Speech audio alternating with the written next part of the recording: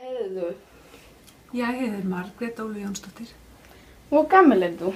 Jeg er 48 år gammel. Hvad laver du her? Jeg underviser dansk, og så er jeg også, passer jeg også på altså 7. til 10. klasse som en vejlærer. Ja. Ja. Hvor længe har du arbejdet her? Jeg har arbejdet i Sætbyskole siden 1990. Kan du lide at arbejde her? I Sætbyskole. Jeg kan godt lide at arbejde i Sætbyskole. Hvad synes du om eleverne? Jeg synes, at eleverne de er sjove, og de er dygtige til at lære. Jeg kan godt lide at være sammen med dem. Er eleverne skikkelige? Er de skikkelige? Ja. Næsten altid.